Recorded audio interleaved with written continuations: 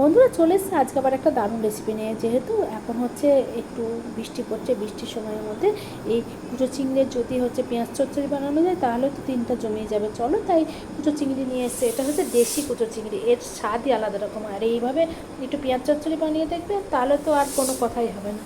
প্রথমে মাছগুলোকে বেছে ধুয়ে আমি হলুদ, লবণ আর কাঁচা তেল মাখিয়ে রেখেছিলাম। তারপর কড়াইটা বসিয়ে দিয়েছি। কড়াই সর্ষের তেল, কিছুটা পরিমাণ সর্ষের তেল দিয়েছি। তেলটা গরম হলে পরে কালো জিরা, শুকনো লঙ্কা ফোড়ন দিয়েছি। তারপর কিছুটা কোচানো পেঁয়াজ ওর ভেতর দিয়ে একটু নাড়াচাড়া করে নিয়েছি।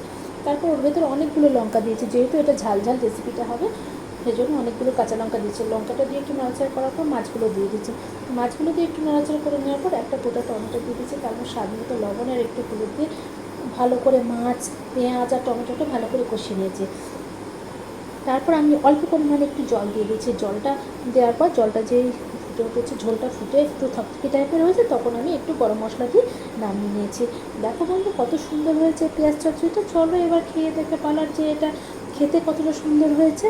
তারপর হচ্ছে আমি একটু ভাতের সাথে একটু গ্রেভি আর একটুখানা মাছ আর দুটো হচ্ছে লঙ্কা আমি নিয়ে নিয়েছি। যেহেতু লঙ্কাটা ডললে এর মধ্যে এই হালকা গ্রেভির সাথে মাখিয়ে খেতে বন্ধুরা এই স্বাদ হয়েছে, দারুণ স্বাদ হয়েছে। তোমাদের এই রেসিপিটা ভালো লাগবে, একবার ট্রাই করে দেখো। আর তোমরা অবশ্য করে করে দেখবে যে হাঁড়িতে আর ভাত থাকবে না, দুপুরবেলা ভাত